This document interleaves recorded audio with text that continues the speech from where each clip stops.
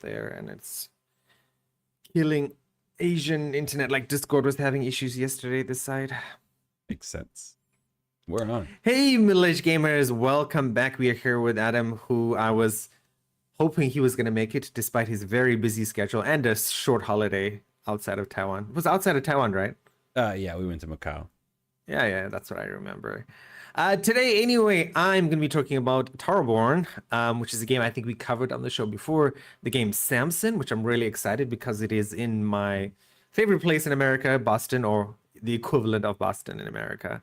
And a game called Darkhaven, if I have time. On Adam's side of the story, we've been talking about the new Pokemon game, and I saw a headline on my Facebook which was like, oh, it's based off like Malaysia, the Philippines, the look of it anyway. I was like, oh, that's really nice. Talking about Sony patents as always. Patents are interesting. You guys loved the last controller video, and it's earning money from what I checked today. So I'll talk to Adam about that a bit later. And still a blade in AI stories. Not what you think. Wait for Adam to tell you about it. And at the end of the show, Adam will be answering the question, what features or improvements are you looking forward to in gaming? Keep those in mind. Write them down in the comments. Tweet at Adam on X. Send us a message on Threads. And the ranking question for this week is the best non-RPG games. I got this totally wrong when I told Adam. It's the best non-RPG games that RPG fans would love. So the S would be RPG fans would love these games. The F would be RPG fans would hate them because, yeah, totally got that wrong. Sorry, Adam. But anyway, take us away. Tell us about what is the new Pokemon game about. Yeah, we got a new Pokemon game coming up. It is called Pokemon Winds and Waves, and I know I'm going to get that wrong, and I know people are going to call me out because I know I'm going to call it Wind and Waves, but it is Winds and Waves. So I'm going to apologize in advance. So we don't get too much from this trailer. Basically, it starts off, and there's a person. They're in a some sort of like little one of those hotels that you can, or like hotel rooms or little cabins that you get, and they're like on islands and over the ocean. And they're looking through a scrapbook, and it's showing Pikachu and with his various friends in various locations. That somebody knocks at the door, they open the door, and we see two Pikachu that are wearing what look like Hawaiian clothes. They got flowers and florals, patterns and whatnot. And then we see the actual trailer. That's when the actual trailer starts. We don't get to see too much of the new Pokemon. The only ones that we do get to see are the starters. We aren't seeing anything else, and we only see their first forms. We have no idea what they're going to evolve into. There's three of them, obviously, plant, fire, and water, as always. The plant one is named Brout, which I'm guessing means bird sprout. It is some kind of a chick. I've seen some people speculate it might be some sort of a peafowl, like a peacock, which would make sense, peas being plants. So that's kind of an interesting little thing. But yeah, right now it just looks like a little chick. There's also a fire one. It's called Pombon. It's called the puppy Pokemon, which I'm guessing has to do with Pomeranian, and bomb is my guess is where the name is coming from. So hopefully it explodes because that would be amazing. But yeah, it's a little fluffy little dog thing. And then the final one, the water one, is the 𝙃𝙧, which is 𝙃𝙧, which is apparently aqua and a gecko. So it looks like I can't remember the species of gecko, but some of them get like these really fat tails. My niece used to have one as a pet. So that's the three starters. Some little bird thing for plant, a dog for fire, and a gecko for water.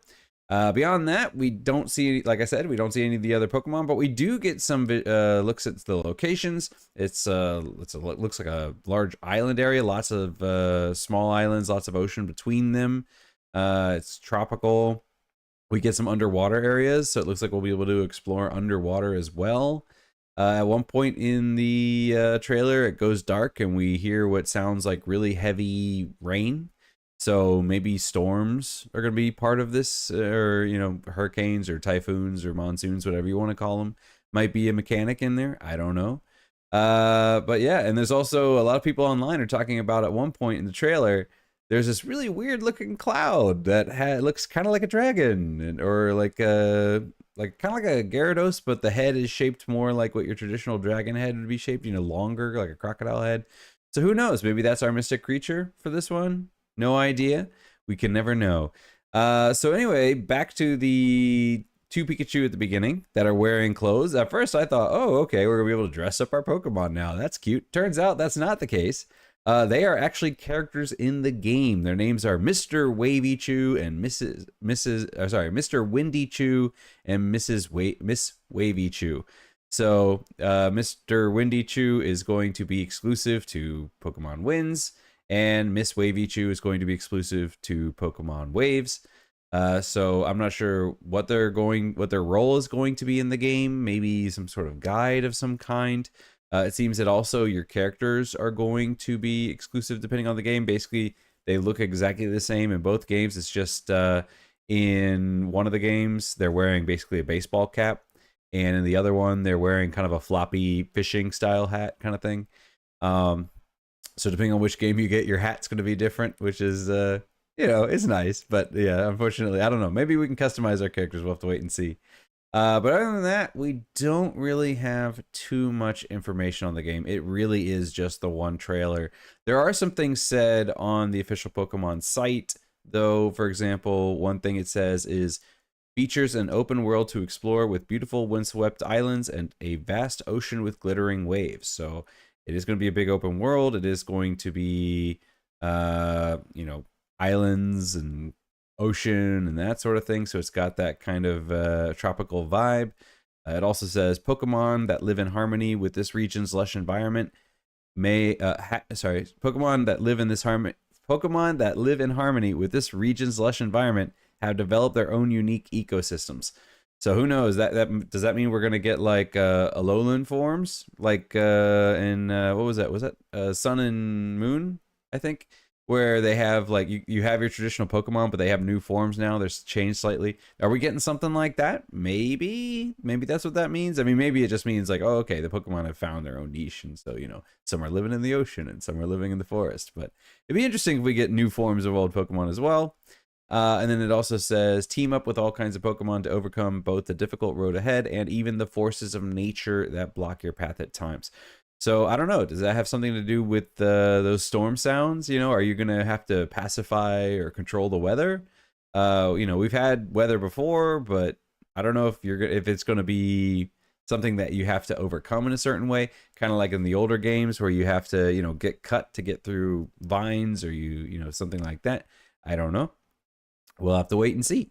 So to shock of everyone, it's going to be Switch 2, which is obviously not a shock to anyone. But yes, it is going to be Switch 2 only. It's not going to be on the original Switch. So this is a fully next-gen Pokemon.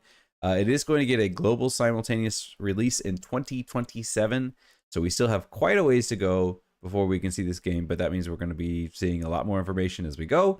And unfortunately, I do not have a Switch 2, because if I did, I might be tempted to hop back into Pokemon. I have not played Pokemon in a very, very, very long time. But this one looks interesting. I mean, if I had a Switch 2, yeah, I'd be tempted to pick it up, but I don't. So unfortunately, I won't have that option, at least not in the immediate future. But anyway, if you like Pokemon, then this is exciting news. We get another Pokemon game. Looks pretty fun. Looks pretty beautiful. Yeah, so check it out. Pokemon Winds and Waves. I gotta say, you maintained the winds and waves pretty consistently without reverting to the wind. I was being very, very conscious of it. But I didn't even see this because I think I saw something about this. And when I saw the headline today, I thought, oh, it's Malaysia, Vietnam, some sort of like islandy atmosphere. I'm like, oh, are they talking about the farming game? And then when you told me about the story, I was like, oh, okay, so this is what the news was about, as I was scrolling like in bed in the morning. It looks really cool. When I got my first Switch and I bought it in Japan, and I got the original Pokemon game with it, and I tried it out. And I think I've told Adam before, like my younger brother, and coincidentally Adam, I think Adam was big into Pokemon when he was younger, I would imagine, or yeah. My younger brother loved the cartoon. We didn't have too many choices as far as consoles go in South Africa. This is back in the 90s because of apartheid and trade restrictions, that sort of stuff. So we never got to play any Pokemon games. That being said, is like I tried it, and this was more along the Mario line for me, where like I tried a few Marios over the years on the Switch. I loved Mario Wonder. It was cool just because it just got easier the more you failed. Um, and when I played that Pokemon game that came out on the original Switch, I was like, okay, it's interesting, but I didn't see the whatever the thing that people were talking about for Pokemon games. So that being said, like I don't have a Switch 2 either. I just have an original Switch, and I'd like to get a Switch 2 at some point. I'll probably only get a Switch 2 Pro or whatever the hell the next gen is going to be, the one that comes out with an OLED. And then I would like to give Pokemon another try, just because it's such a there's so many famous franchises that I'm like, given that we are a gaming channel and I do like gaming, as far as all industries, it would be number one. I should give it another try at some point. Yeah, no, Pokemon's super fun. Especially if you're into the whole collectathon thing. They were probably, I mean, they're probably not the first game that had it, but they were definitely one of the games that really made it popular to go in and be like, okay, you gotta get them all. You know, I mean, that was literally their whole slogan, right? Gotta catch them all. Yeah. So yeah, they really kind of drilled in that, like, no, you got to go out there and get all of them. Don't just grab the ones you want. So yeah, love Pokemon. Love the concept of it. Love the show. Granted, I did not really watch beyond. Was it Kanto? Oh, you'd have been in Taiwan at that time, right? Where like all the later 2000 Pokemon shows, you would have already been here. Yeah, no, I mean, like, I saw when I was younger. At one point, my parents were like, "Okay, we need to save money, so we're cutting cable. We're not going to do cable anymore." So we didn't really have a lot to watch. Right. And in fact, I don't think we really had anything to watch. So what we started doing was we would collect movies or VHS tapes. You know, this was back when we had a VCR. This was back on VHS era. So there were, you basically had like 5 channels. That was it where we lived. Wow. I mean, that's like the South African experience back in the day. Yeah. So, I mean, we only had like 5 channels. It was Fox, CBS, NBC, ABC, and PBS. I think that was it. And so they were like, okay, we're gonna cut cable. We're gonna save money. And so so for my birthday, I was really into Pokemon. So like for my birthday or Christmas, I would always ask for the Pokemon VHS tapes. So I had a whole bunch of Pokemon on VHS. Probably close to the full first season or so. Some of the second maybe. Yeah, so I used to watch it a lot, but I didn't get too. I basically got up to the part where he gets Togepi, and then he's about to go off to the new area, and then that's about as far as I got. So pretty much for me, pretty much stuck around for the original 150 Pokemon era, and then after that wasn't in it as much. So yeah, I know the first 150 really, really well, but beyond that, I think there's close to 1,000 now, or maybe 800. I don't know. There's a lot now, but That's got me curious. Is like, yeah, I've seen a lot of them. Pokemon are I've there seen a lot of them, but I don't know most of them by name. But my students today still are super into Pokemon. I had literally yesterday, I had a kid come up to me during the break, and he's got to be 7 years old, maybe 8, but he's like a little kid. And he comes up to me and he says, "Teacher, I want to see your Pokemon." And I'm like, "Oh, I don't have any Pokemon." And he's like, "No, show me your phone. Show me your Pokemon. Show me your Pokemon." Because he, I guess, plays on Switch, or I think maybe his dad plays Pokemon Go with him or something, and he wants to know all the Pokemon that I have. So I did play Pokemon Go for a little bit, but yeah, even now, like, kids come up and they're like, "Oh, teacher," and I'll say some of the names, and they'll get super excited just because I know some of the names of the Pokemon.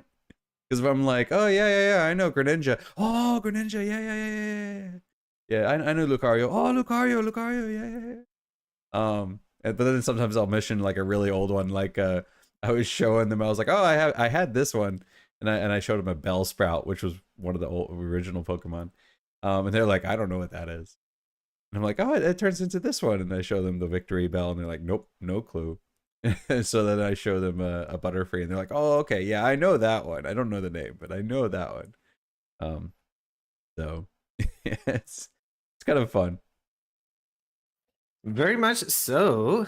Moving on to my first story. So, I mean, this story sort of caught me by surprise. It's like 𝙎𝙪𝙥𝙦 is technically the first Xbox Games Studio release of 2026. Developed by Stoke, the team behind Banner Saga. So I played Banner Saga a little bit. I think I bought it on the iPad at one point, and I'm like, okay, this is cool.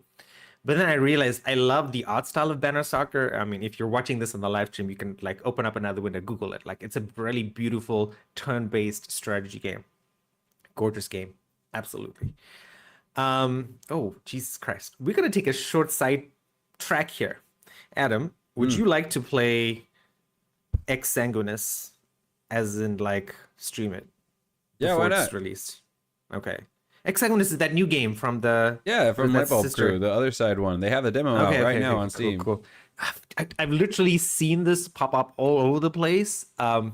They've been asking content creators to stream it, and you can ask them for permission. And I'm like, I need to ask Adam if he actually has time to do it. I guess that's it. Do you have time to stream it? Couple times, yeah, I mean, like maybe a couple times a week, yeah. Okay. All right. So bear with me a second while I write this down on the tasks of things to do, because I was supposed to email them, but like I should ask Adam if he even has time. There's no point in me asking permission. I don't know what's different from this demo, but they had a beta test a while ago, and so that they were doing is in the Discord, if you were part of the Discord, you could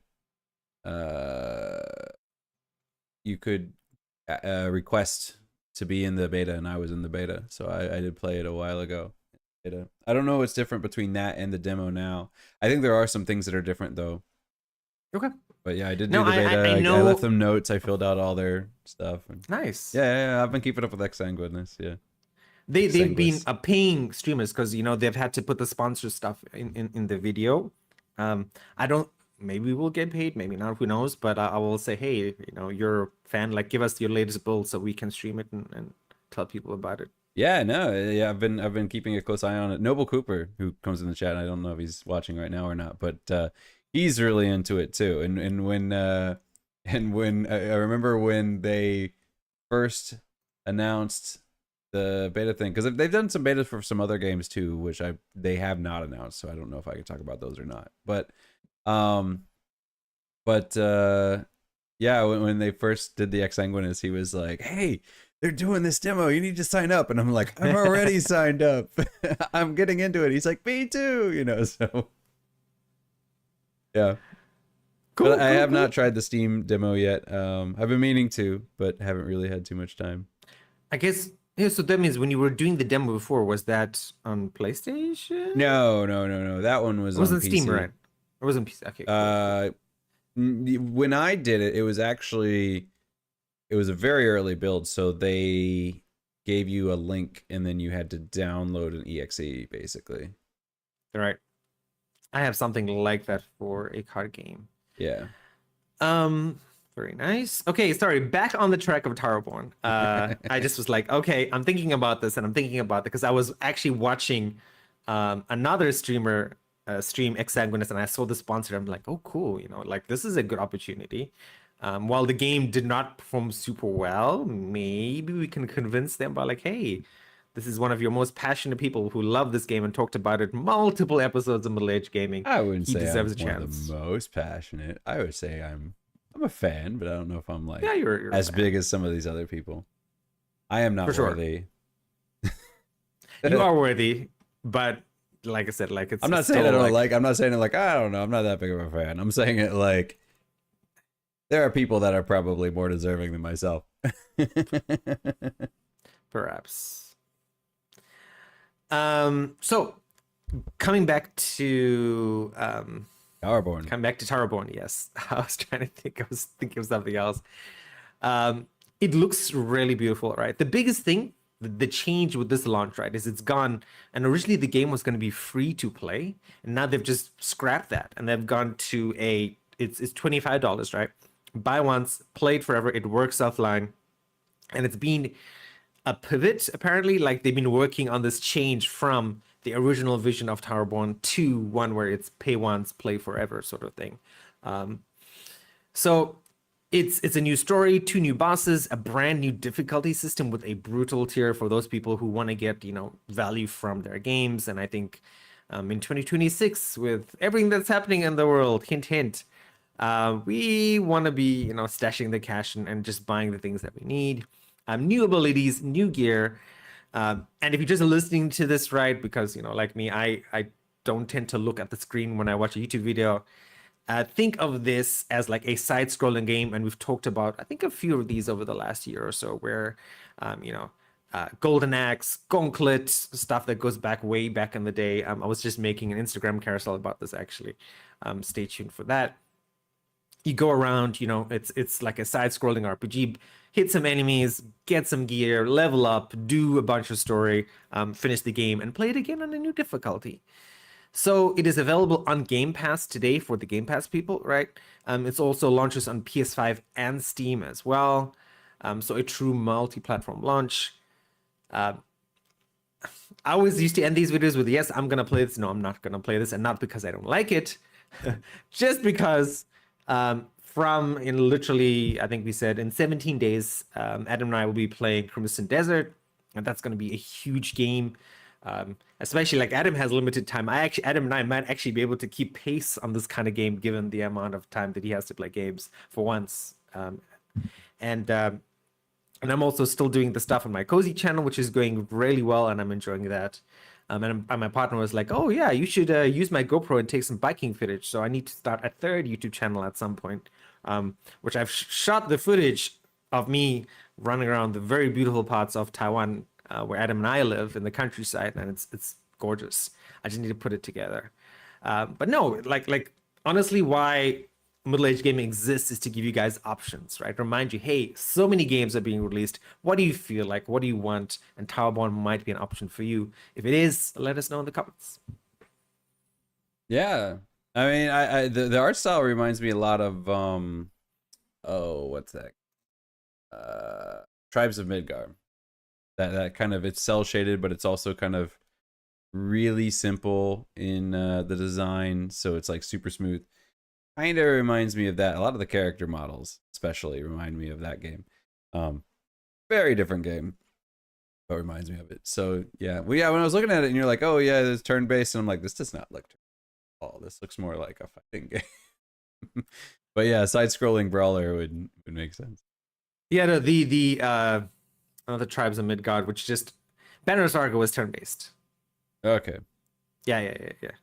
Which is why I knew the Towerborn devs from is because I played Banner Saga, and I didn't like it because it was in a fantasy setting, but there were no like magical powers or cool like fantasy things. It was like a very grounded, somewhat Norse-based, turn-based strategy game. Yeah, and I was like, nope, I'm not a big fan of that. So yeah. But I mean, I love the art, and I bought it, and I'm like, no, I don't regret it. I looked at your pretty pictures for an hour or two. That's good enough. Yeah, I don't know if I'll be picking this one up either. I mean, it looks fun, but I'm like, I got bigger fish to fry.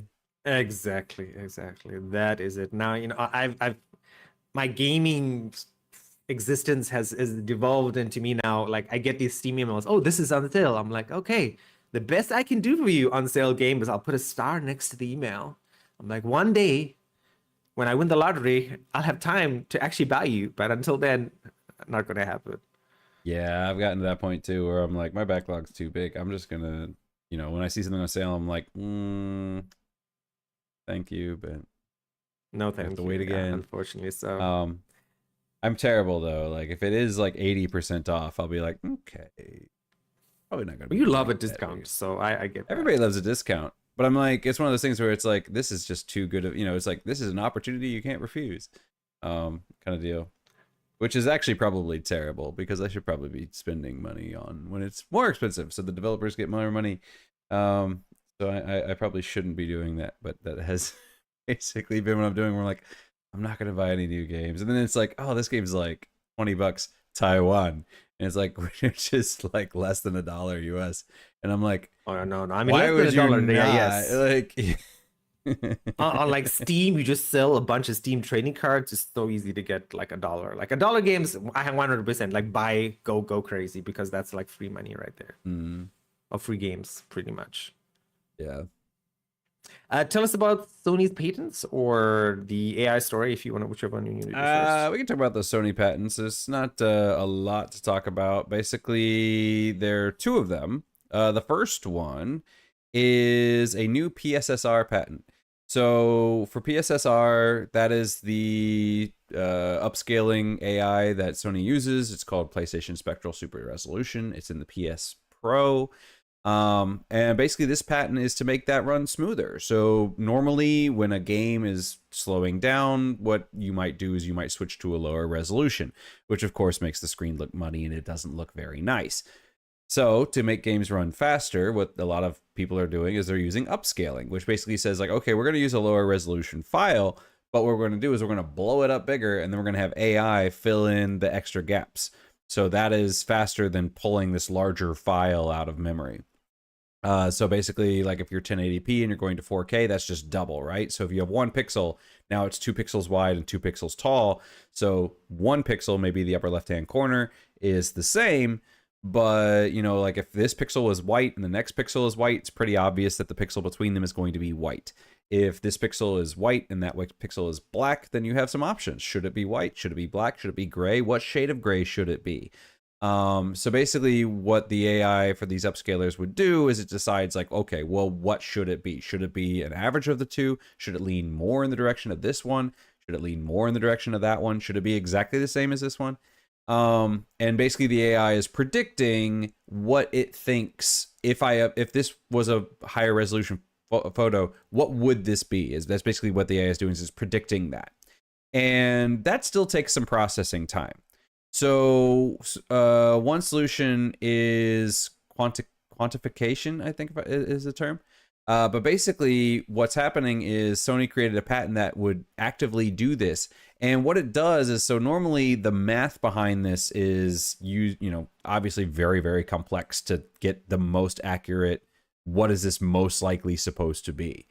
And usually they'll use 32-bit floating point numbers. So like a number like, 27.33649, right?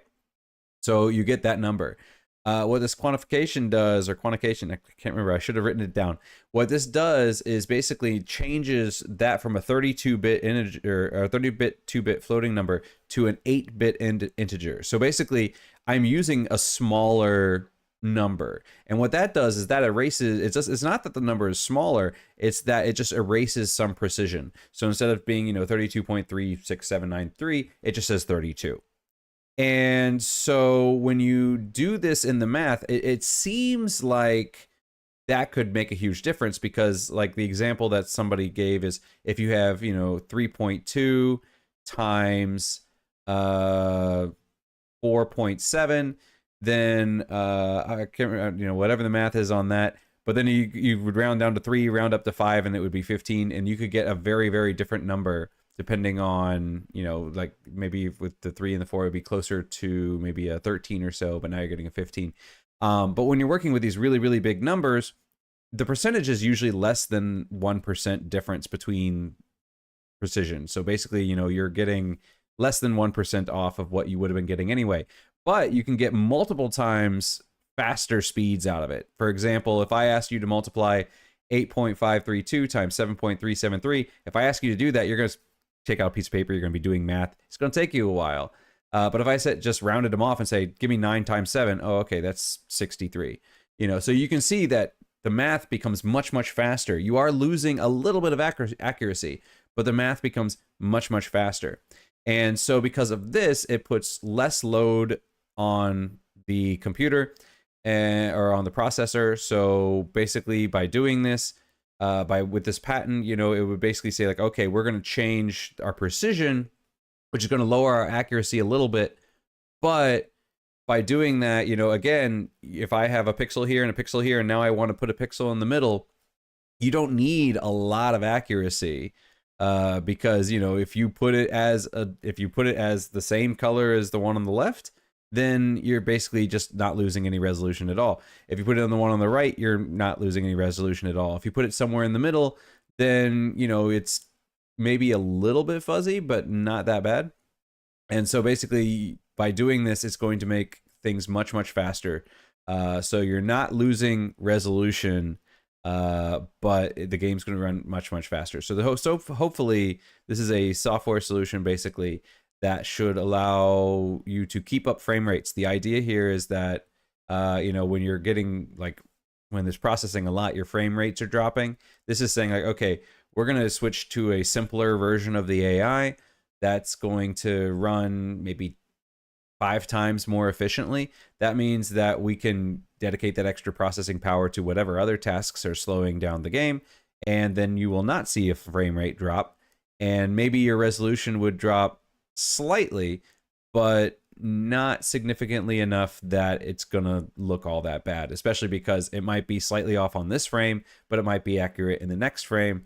And so, you know, your frame rates are being consistent, so it's gonna look still pretty good.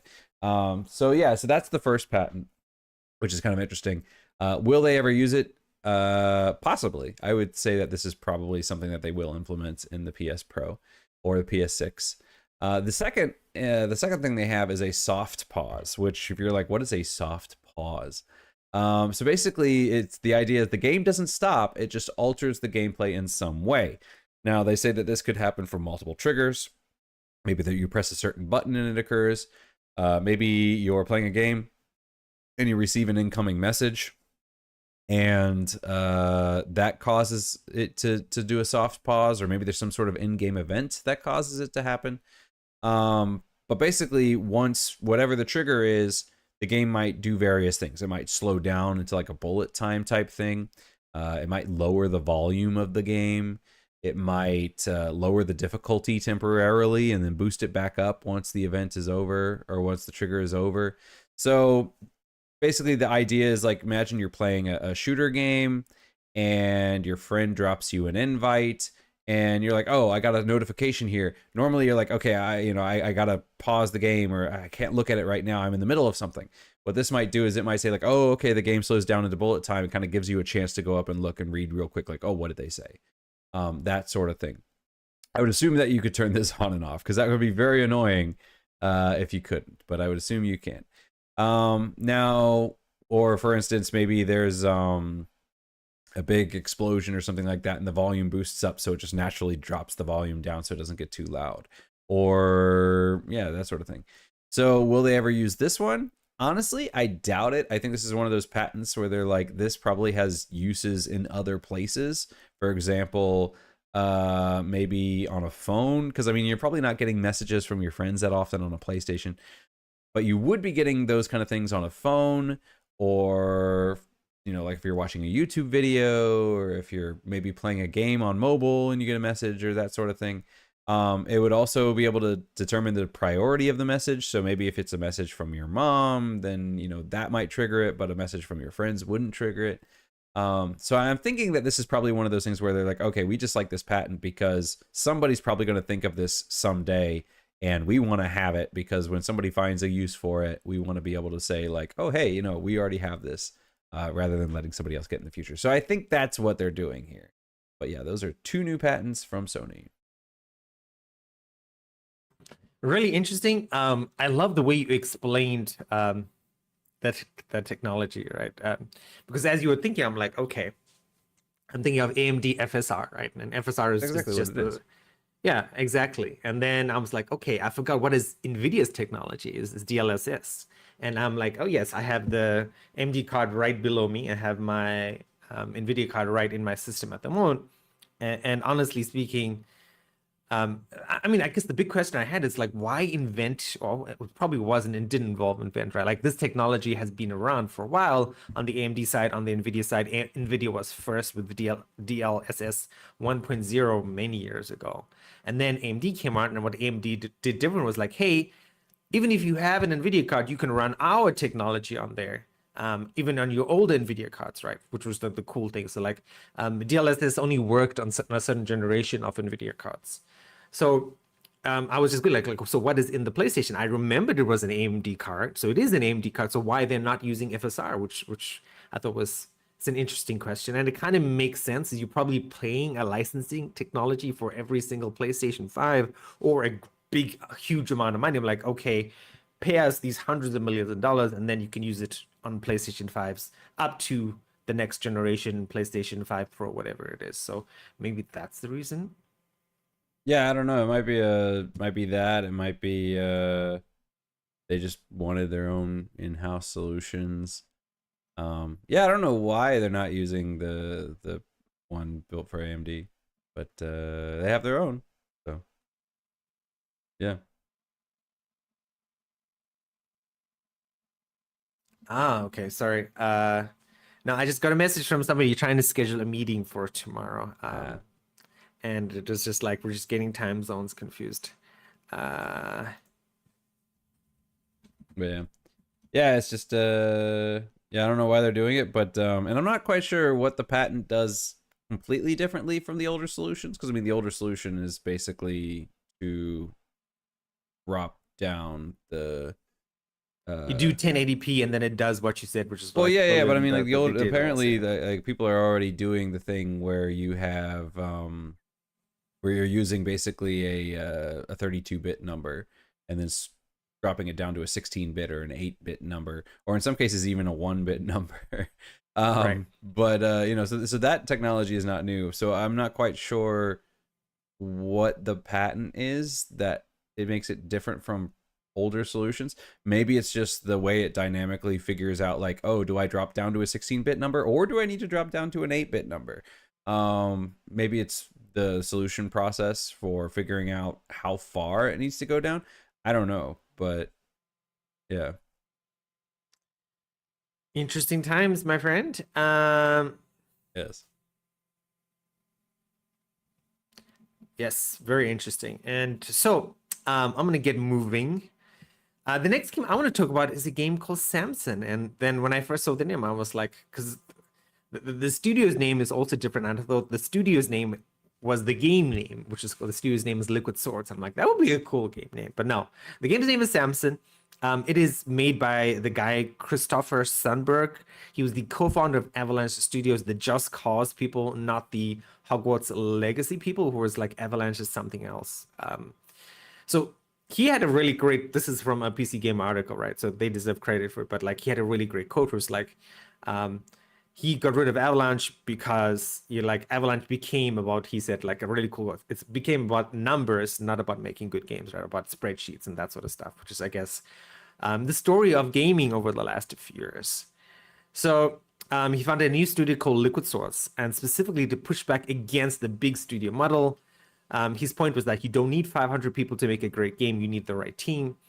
Samson is an open world crime brawler set in a fiction Boston like city called Tyndallston.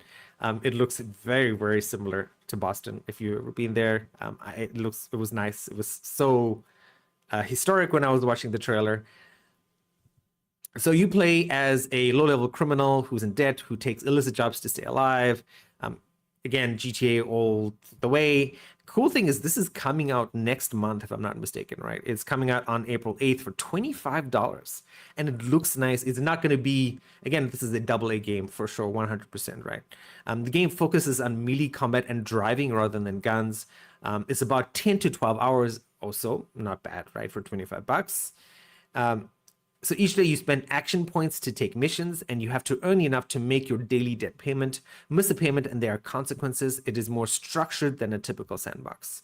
So a very interesting game. I like the idea. Again, not going to be playing this because it is April, and I don't think I'll be done with Crimson Desert by the time April rolls around, unfortunately. But I love this change, and we've talked about this on the show before, that AAA games does not mean, oh my God, this is going to be amazing. It's going to sell 1 million copies. It's the thing you have to buy because it's coming from an EA, it's coming from a Blizzard, it's coming from an Activision, whoever, right? AA games can sell millions of copies. AA games can be worth it for your money. They can look good because Samson looks good, right?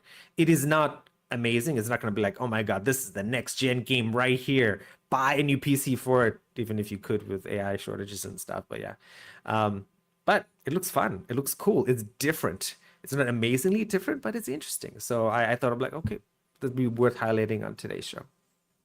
Yeah, I mean, it looks like it kind of reminds me of kind of the PS2 era where I mean, you might have a big game like GTA or something like that. You know, we still had those huge open world games, but you know, kind of like you would get like a Need for Speed or something like that, where I mean, Need for Speed was kind of like writing. Wasn't there one where it was like you were a cop or something, or maybe you were the bad guy.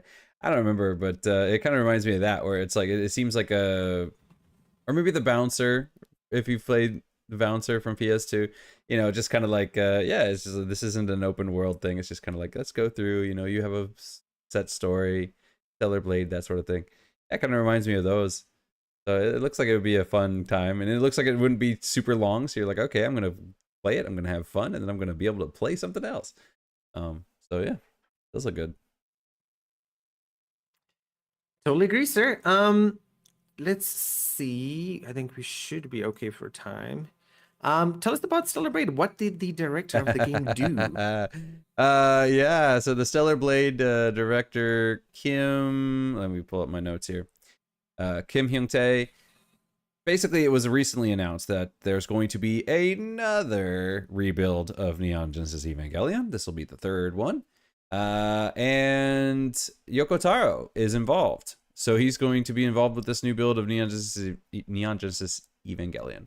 And we've seen some of the pictures of like Unit 1 and that sort of thing. So it does look like it's going to be very different, but obviously still the same concept.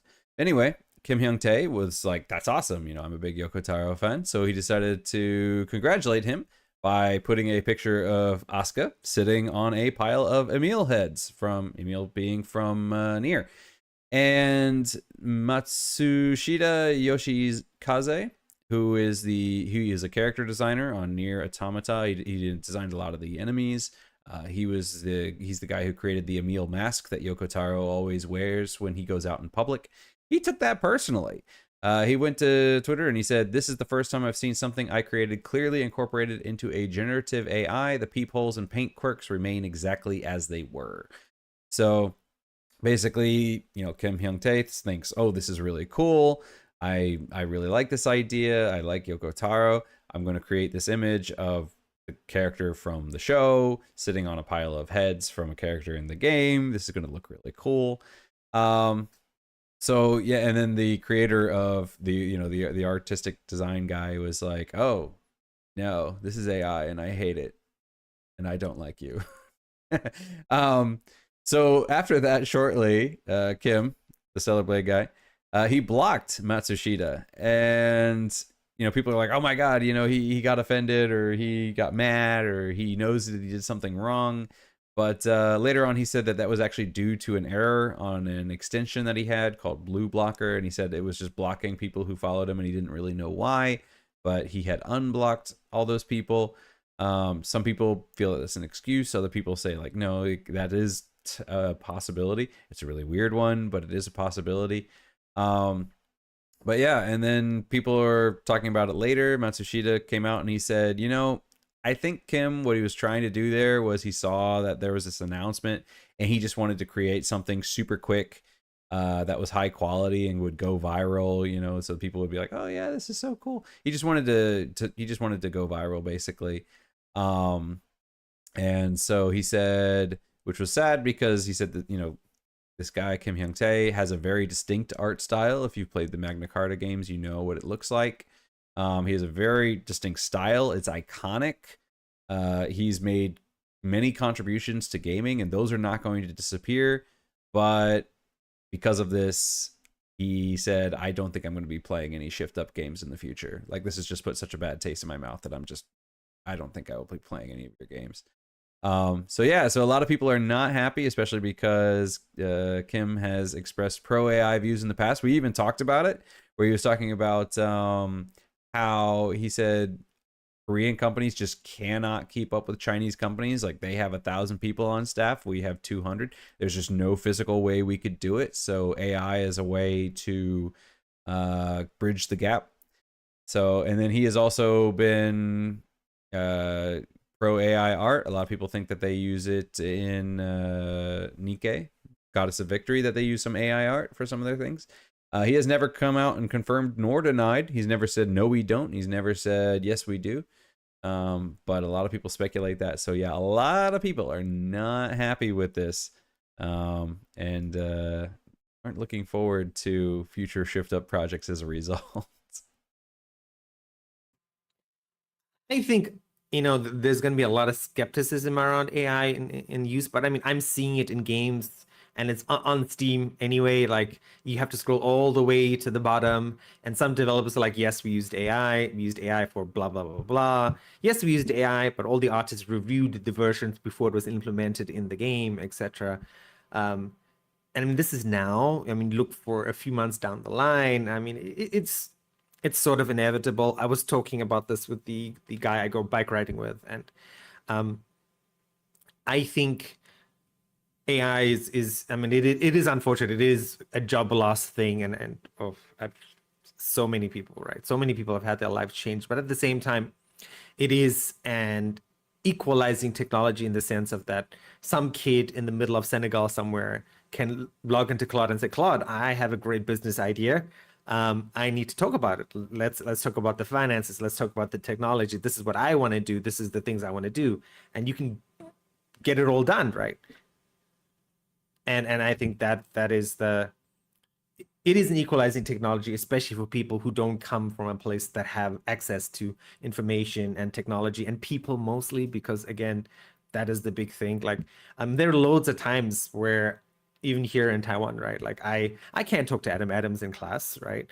I can't figure out stuff. I can't bounce off ideas because he's busy. I'm busy, right? I mean, technically busy, quote unquote. Like, so it's I get it. I don't think you should not buy somebody's game, especially if you've played the first one like Stellar Blade 1. If you watched Adam's content on Stellar Blade and you're like, my God, this game looks amazing, just because the guy has some AI views that you might disagree with. Like, I think it's coming. You don't really have much of a choice. I'm sorry for saying that, but like, just gotta go with the flow. Yeah, it's a weird one. Like, yeah, because I mean, on the one hand, he does have a distinct art style, right? But just because you're good at art doesn't mean you're fast at art. Those are two very, very different things. Art takes time. So when you hear this announcement, especially if you're working, you're like, okay, do I have time to create something for this? Like, for example, when I think it was Horizon Zero Dawn or something like that, one of the Horizon games came out, and I think it was one of the artists at CD Projekt Red had this picture of Geralt high-fiving Aloy. And it was a pretty simple picture. It wasn't like a super detailed picture. So they probably could have knocked it out like in a couple minutes pretty easily. But you knew Witcher's been around for a long time. You know that the next Horizon game's coming. So I mean, you had months to prepare this picture if you wanted to, really. And then you're just like, okay, we're just waiting for them to announce that we're going gold, and then we're going to, post this picture or whatever. Whereas you get an announcement like this, which is out of nowhere, and it's like, oh, okay, I could probably make my own art. But by the time I finish it, it could be days later or a week. Especially at the level of detail that this picture was made at, because this isn't just a normal drawing. This was a 3D render of, the character and sort of that sort of thing. So you'd have to go in and you'd have to 3D model everything and then put it together. And it's like, that would take so much time and resources. It wouldn't really be worth posting anything at all. Because by the time you finished it, it would be old news. So you'd almost have to have insider knowledge that this was coming and prepare it in advance. So yeah, it probably was AI because he could knock it out. So in that sense, it's like, it's one of those things where it's like, this couldn't exist without AI. So yeah, so it's a weird thing. It's like, okay, if you could do it, yeah, don't use AI, but this can only exist with AI. So it's like, yeah, so it's like, is it just better to just not have it at all? Yeah, yeah, it's a weird thing. But at the same time, like, they're right. It probably was like, oh, I'm gonna make this really cool image, or I'm gonna have this image created, and then I'm doing it to go viral. If you're doing it to go viral, then it's like, yeah, then it's like, okay, well, that's back into selfish territory, right? So now it's not cool because, yeah, it didn't need to exist. This only existed to serve yourself, not to celebrate the thing that you supposedly love. But at the same time, again, from his perspective, it might have not been that at all. From his perspective, it might have been just like, oh, this is really cool. This is a really great idea. I just want to do it. You know, it's like, it doesn't dawn on him like, you're like, oh, this is a really cool idea. I think a lot of people would like it. You know, I'm not doing it because I want the credit. I'm doing it because I think it's cool and I want to share this concept. It's a weird place, and it is just going to become more common. Like, for example, today, 100% people are complaining, but I'm telling you, right, I'm going to say it right now, 30 years in the future, nobody's going to bat an eye. This is just going to be like, no, people can be 30 years from now, people can be like, why did anybody complain? Because that's how technology works, right? The example I often use are the sewing machine riots. When sewing machines were first invented, and they were like, oh, look at this, a single person can do the job of 100 in the same, you know, in the same amount of time. And there were literal riots where seamsters and seamstresses took to the streets and raided buildings and smashed the sewing machines because they were like, this is taking away our jobs and this is terrible. Ask any modern person if a sewing machine is evil, and they're going to tell you no. Like, that's just how we get things done. But back in the day, there were riots over it, like literal violent riots over it. And I think this is going to be the same thing, where if we come back in 30 years, people are going to look at this and they're going to be like, you guys were silly and stupid. But today it is a very pressing issue. So yeah, it's a weird time to live when a new technology is invented. Totally agree with you. And I was like, you said sewing machine riots? And I'm like, in my brain, I'm like, that can't be a real thing. Look it up. Yeah, I did. Like, as you were talking, I Googled it. And, you know, like, speaking of AI, it's like your AI overviews for Google is the first thing I see. I'm like, oh, 19th century violent protest by tailors and government workers against the introduction of mechanized sewing, fearing unemployment and ruin. I mean, that's, you remove the first part of that sentence, and that could be 2026 and AI at the moment. Look it up. It is basically the exact same thing happened then that happens now, because they based the same arguments, the same ideas, the same concerns. It was the same thing. And that's not the only example. There are other examples of mechanization or that sort of thing. And today we look at it and we're like, that was just the silliest thing, because look at because for instance, one of the arguments about why that was a silly thing is, back then, how many outfits did you own? Maybe 5 or so. Look at how many t-shirts we own now. You know, a single person can have dozens of t-shirts. Like, we just have more clothing options than ever because of it. Right? So it didn't get scaled up. So it didn't take away jobs. It just scaled up and made clothing cheaper for everybody. So now we have more clothing options, and AI is likely going to end up being something similar, where it's not going to, it might initially, yeah, it might take away jobs, but at some point somebody's going to figure out a way, like, oh, we can make more games, you know, like we can make a game cheaper, so like clothing got cheaper, and then we can just make more games and people can buy more games, which granted is different, because, you know, time isn't, you know, just because our options are increasing doesn't mean our time to play games is increasing. But yeah, it's a weird thing, because if you've ever seen history, you know that this is going to blow over at some point. Exactly. History is on the side of technology, weirdly. All right, let's move on to today's questions. I guess let's go with Reddit first, Adam. Which features or improvements are you looking forward to in gaming? Yeah, okay, so we were just talking about AI. So my what I'm looking forward to in gaming is better NPCs. For example, more dynamic NPCs. You know, in the Elder Scrolls, they've done a pretty good job with NPC schedules. You know, they get up, they go shopping, they do that sort of thing. But to really see them live actual lives, I mean, if everybody in the Elder Scrolls acted like The Sims, you know, so they get into fights with each other, they change up the routine a bit, they have opinions. You know, for an AI to be able to do that, I'm really looking for that. For them to have core memories. So if I do something, they're going to actually remember that, and it's going to make a difference. Mass Effect has done that, but it's all pre-programmed as to what your actions make them want to do. If they could dynamically react to things you do and remember things that you've done, and so that affects their relationships with you. And then finally, being able to just talk to them in like a real world way, like through the mic, you know, similar to Where Winds Meet is kind of trying this.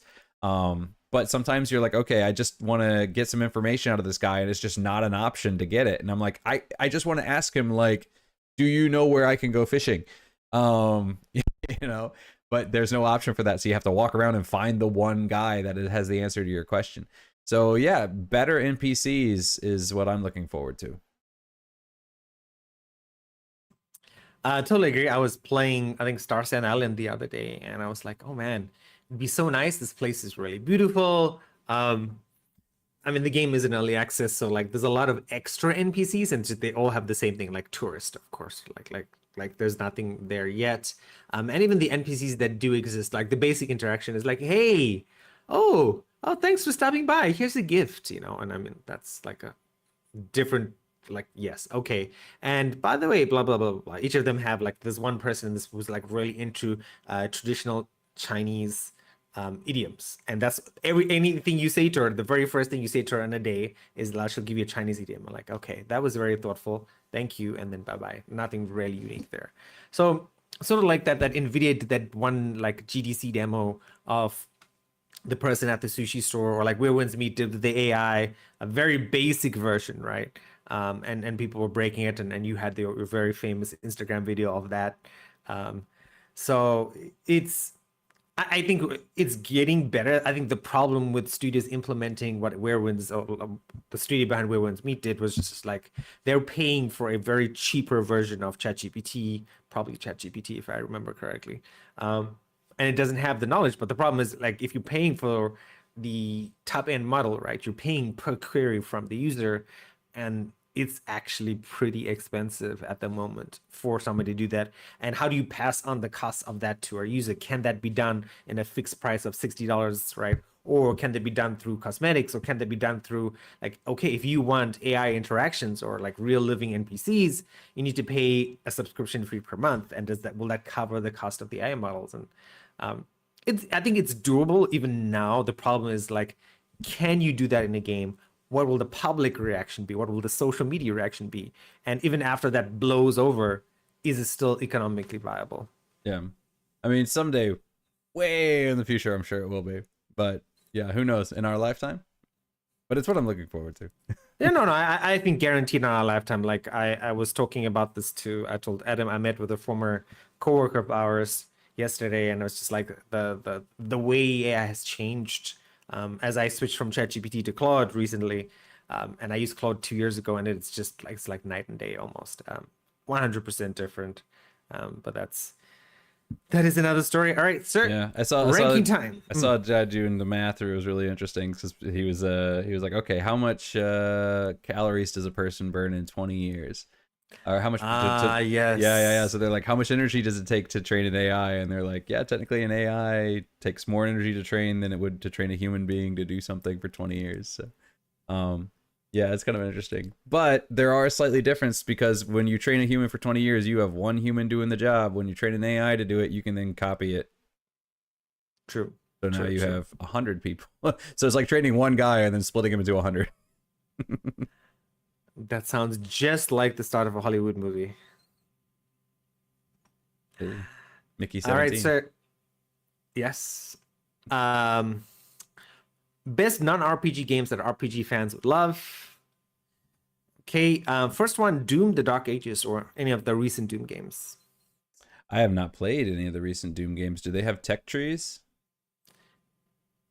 The weapons have upgrades that allow you to choose different paths. I guess kind of like a tech tree. I guess like a C, you know, it's like okay, you know, there's some options, but not like a, and the games are pretty linear. Well, that Yes. actually that's not, they're largely linear RPGs, so that's fine too. Yeah, I see, maybe. Okay. Hollow Knight, Silksong, or again Hollow Knight games from what you've seen. Another C. It's I mean, you can get upgrades and whatnot, but not a lot of role play options, I don't think. Okay. Civilization games, maybe Civilization 7 or 6. Okay, Civilization. Um, maybe we'll go with a B. You know, you have some decision making. You're gonna have to. You are in a sense taking on a role. You're, you know, am I going to be aggressive? Am I going to go for? Am I going to take the diplomatic route? So yeah, a B.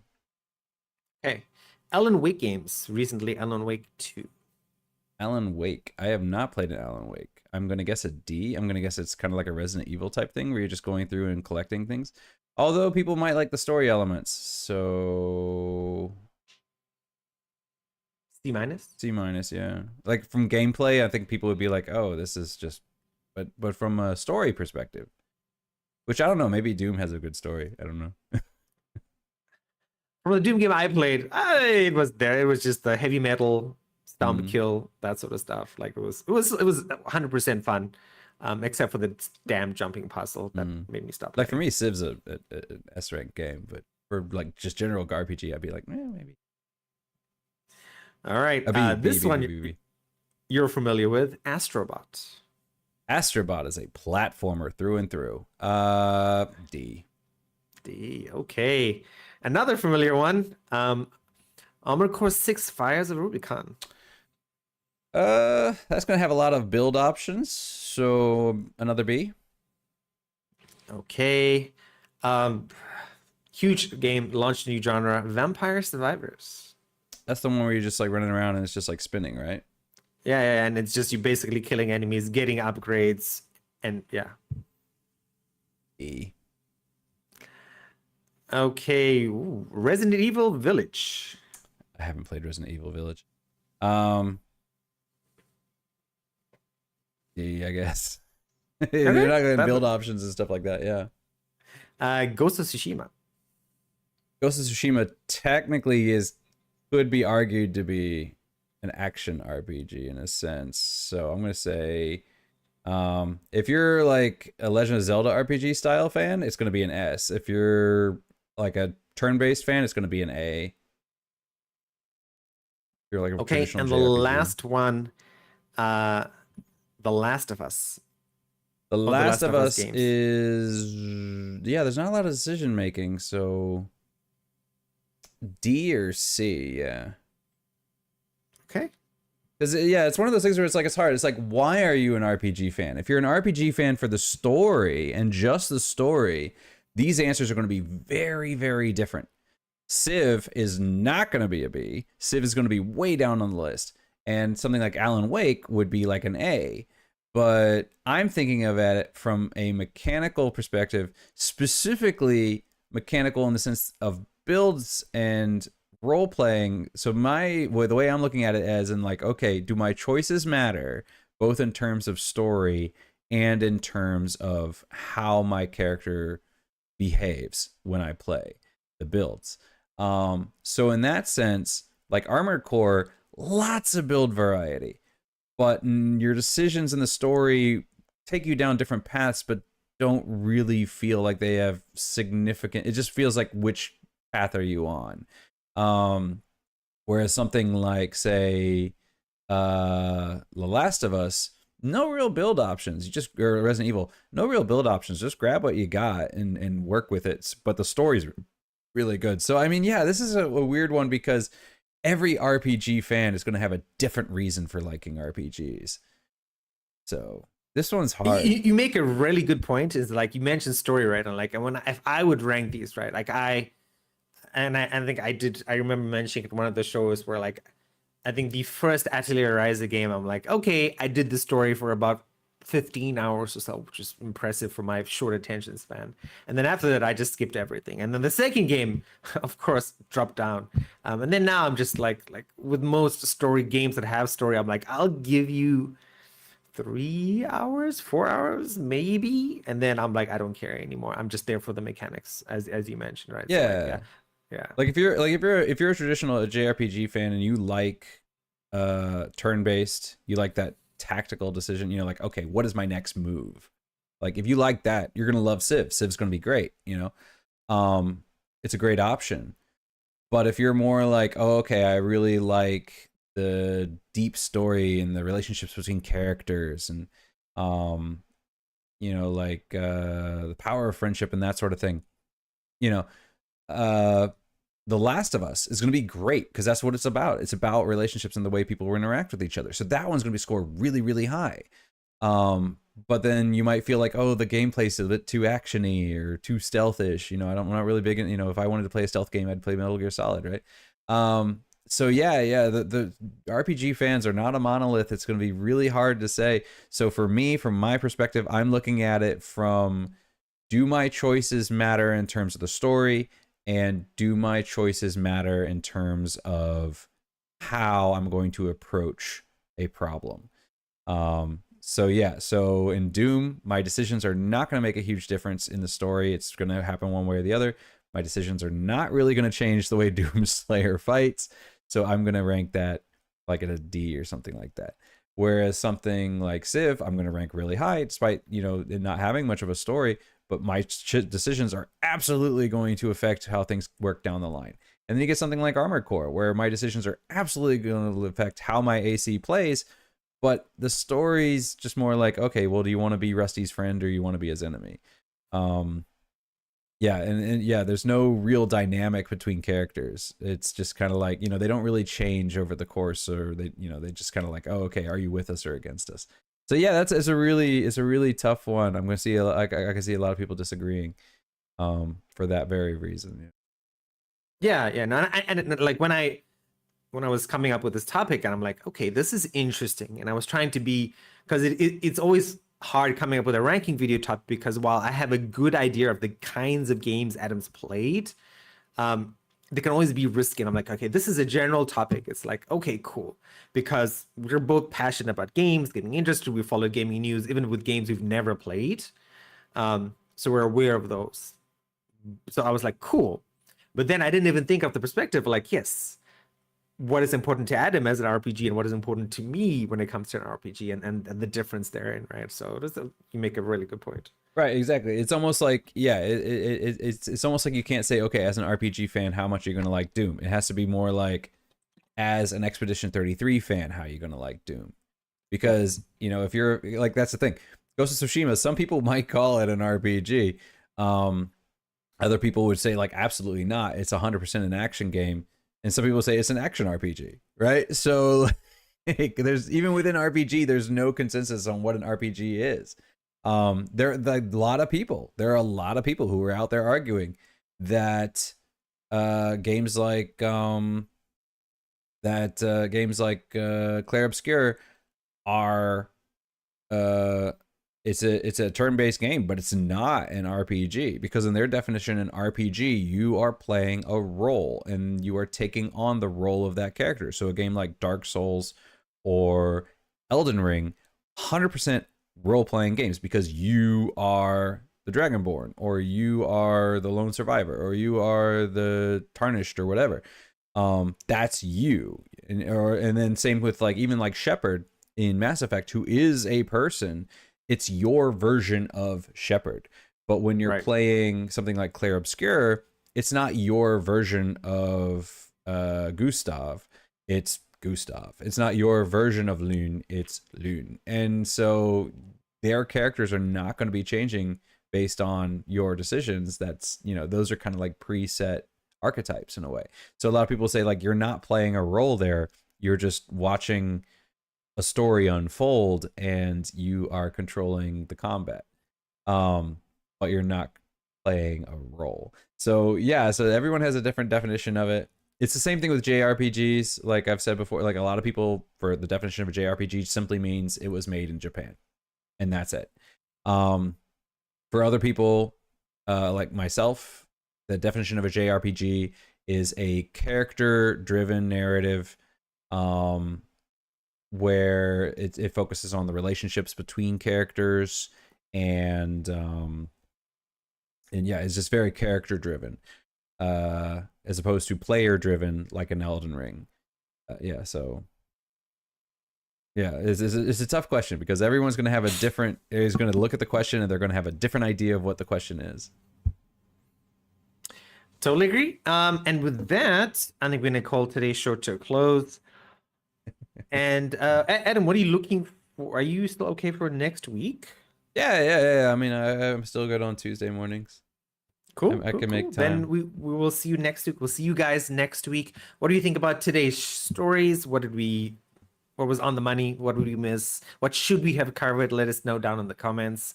If you're watching this after the fact, don't forget you can always email us as well, middleagedgaming2020@gmail.com. And otherwise, stay tuned for next week. Stay tuned for the stories dropping throughout the week. As I mentioned at the start of the show, I'll be doing a last Star Trek video on the weekend. And from next weekend, so Sunday, Monday, we will be doing Crimson Desert videos. I'm trying to think what we're going to do for next week to sort of say, like, this is what Crimson Desert is going to do. There's so many videos coming out, so much anticipation. So we'll see. But anyway, thank you as always, guys, for the support, for the love. We will see you next week, Tuesday. Take care.